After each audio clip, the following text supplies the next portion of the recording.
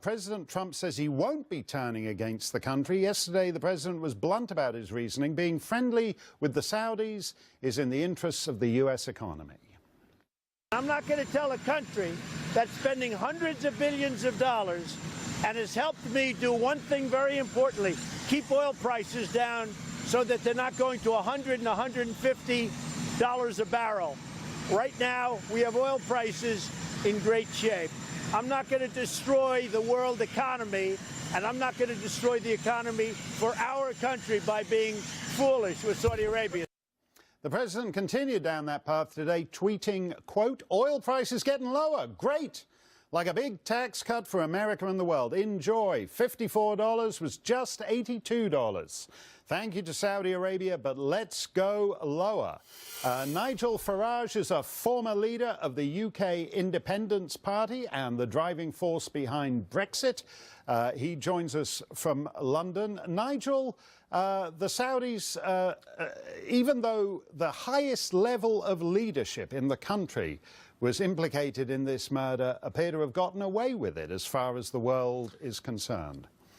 Yeah, that's right. I mean, look, I do understand that for both the USA and the UK, Saudi Arabia is a very important market to us. Hundreds of thousands of jobs linked with selling aeroplanes and munitions. I also get the strategic alliance with Saudi Arabia against Iran, who've been trying to spread a very extreme form of Islamism right across the region. So I understand the reasons for it, but imagine if any other country had behaved like this. Imagine if Russia had behaved like this. There'd be a much bigger international outcry.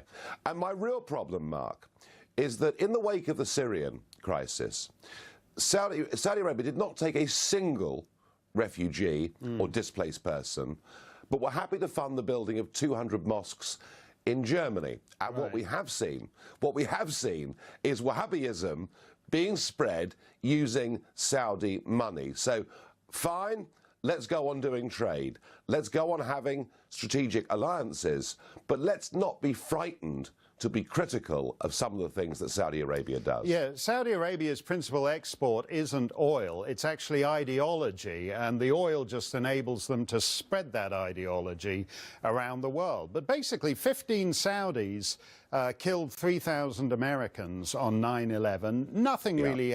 President Bush assured us the Saudis are our friends. We now have a crown prince who Senator Lindsey Graham and others say is patently unstable. And like in your own royal house, you're just a couple of miles from the court of St. James's, they don't have strict primogeniture in the House of Saud. So why couldn't we at least put pressure on Saudi Arabia to remove this guy as crown prince and have someone else as crown prince? Well, yes, I mean, MBS, as he's known, was sold to us as being this great reformer. The truth is that would appear not to be the case at all. And one of the things that he does appear to have done is to pursue the very unpleasant war that is going on in Yemen. And maybe for a moment we should think that some of the bombs that we're sending to Saudi Arabia are actually being used by him in this war. So you're quite right. There are many other options for who effectively can be the head of Saudi Arabia. I understand what Trump's saying. I understand in this country Mrs. May's reluctance to be too critical, but we should be saying and doing more.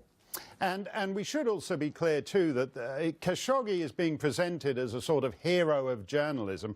He's probably going to be Time Magazine's Man of the Year just because he is a dead so-called journalist. But in fact, he was kind of a deep state Saudi spook who just happened to fall out with the royal family. In a sense, it's different sets of bad guys we're arguing about when we talk about Saudi Arabia.